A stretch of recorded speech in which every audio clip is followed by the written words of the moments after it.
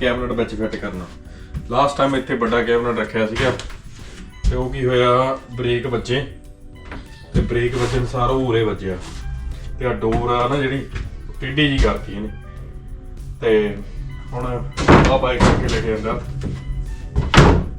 ਇਹਨੂੰ ਫਿੱਟ ਕਰਦੇ ਆ ਹੁਣ। ਇੱਥੇ ਇਰਾਦਾ ਹੈਗਾ ਇਧਰੋਂ ਇਹਦੇ ਉੱਪਰ ਵਰਕ ਸਪੇਸ ਬਣਾਉਣ ਦਾ। ਇੱਧਰ ਵੀ 2x4 ਲਾਵਾਂਗੇ, ਪੂਰੇ ਵੀ 2x4 ਲਾ ਕੇ ਆ ਜਿਹੜੀ ਸ਼ੀਟ ਆ ਇਹ ਉੱਤੇ ਲਾ ਕੇ ਤੇ ਆਪਾਂ ਨੂੰ ਵਰਕ ਬੈਂਚ ਬਣਾ ਦੇਣਾ। ਤੇ ਬਾਅਦ ਵਿੱਚ ਟੂਲ ਵਗੈਰਾ ਜਿੰਨੇ ਵੀ ਆ ਕੱਢਣੇ ਈਜ਼ੀ ਹੋ ਜਾਣਾ ਕਰਨਗੇ। ਫਿਰ ਇੱਧਰ ਦੀ ਬੰਦਾ ਟੂਲ ਕਰਦਾ ਸਕਦਾ ਇਹ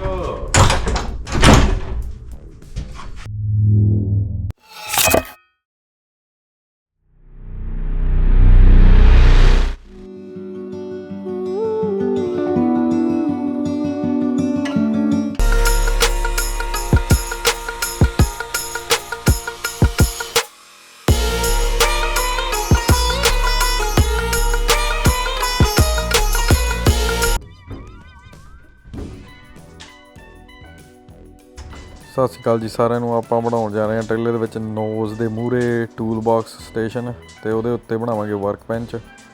ਤੇ ਇੱਥੇ ਮੈਂ ਨਾਪ ਲੈਂਦਾ ਸੀਗਾ, ਇਹ 56 ਇੰਚ ਜਿੱਦਾਂ ਇਹ ਚੌੜਾ ਟੂਲ ਬਾਕਸ।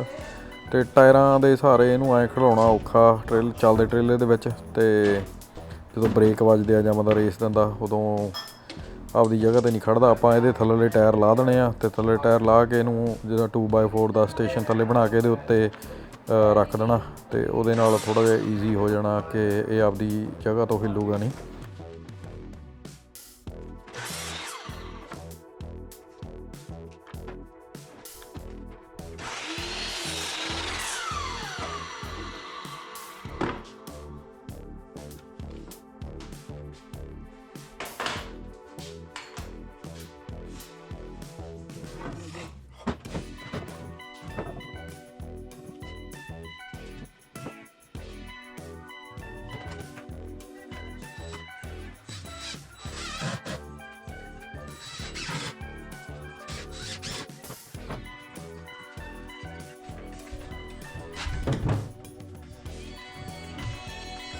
ਜਿਵੇਂ ਇੱਥੇ ਸਹੀ ਪਤਾ ਲੱਗ ਜੂਗਾ ਕਿ ਨੋਜ਼ ਦੇ ਵਿੱਚ ਕਿਹੜੀ ਜਿੱਦਾਂ ਵੀਅਰਡ ਦੀ ਜਗ੍ਹਾ ਹੁੰਦੀ ਹੈ।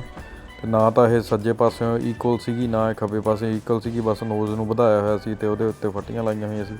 ਤੇ ਤਾਂ ਕਰਕੇ ਆਪਾਂ ਇਹਦੀ ਨੋਜ਼ ਨੂੰ ਬੰਦ ਹੀ ਕਰ ਦੇਣਾ, ਫਲੈਟ ਬਣਾ ਦੇਣਾ।